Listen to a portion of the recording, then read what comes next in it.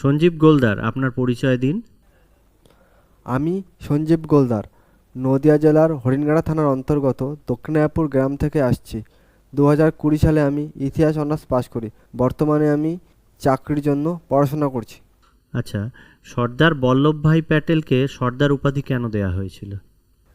1925 সালে বরদলি সত্যাগ্রহের সময় ওখানকার নারীরা তার নেতৃত্ব দেখে তাকে সর্দার উপাধি দিয়েছিল। আচ্ছা, ইন্ডিয়ান পিনাল কোড এটা স্টার্ট হয়েছিল কবে? 1860-এ এটি চালু হলেও পুরো কার্যকারী হয়েছিল 1862 সালে। আচ্ছা, কে চালু করেছিল, কোন ভাইসরয় ছিল বলতে পারবেন? লর্ড ক্যানিং। লর্ড ক্যানিং। আচ্ছা, সিনেমা দেখেন আপনি? হ্যাঁ স্যার। তো রিসেন্ট একটা মুভি বেরিয়েছে 12th ফেল, নিশ্চয়ই দেখেছেন। তো ওই মুভি থেকে আপনি কি শিখতে পেরেছেন?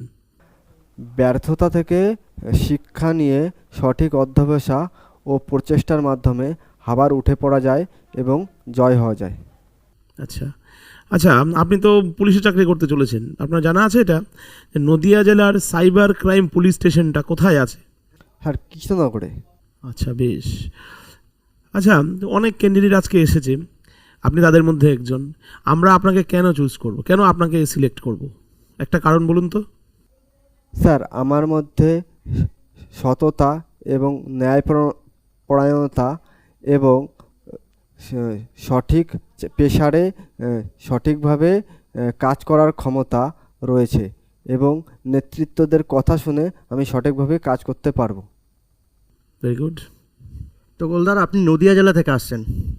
নদিয়ার পার্শ্ববর্তী জেলাগুলো সম্পর্কে কিছু যদি বলেন আমাদেরকে। নদিয়ার উত্তর দিকে রয়েছে মুর্শিদাবাদ, দক্ষিণ দিকে রয়েছে উত্তর চব্বিশ পরগনা এবং পশ্চিম দিকে রয়েছে বর্ধমান। আচ্ছা, পশ্চিম দিকে যে বর্ধমান বললেন, সেটা কি এখন বর্ধমান হিসেবেই আছে? না স্যার, বর্ধমানকে দুই ভাগে ভাগ করা হয়েছে, পশ্চিম বর্ধমান এবং পূর্ব বর্ধমান। পশ্চিম দিকে পূর্ব বর্ধমান রয়েছে। আচ্ছা আচ্ছা, আমাদের পশ্চিমবঙ্গ পুলিশের দুটো জায়গায় কাজ করে, একটা হলো গিয়ে ডাব্লিউবিপি আর একটা হলো গিয়ে কেপি।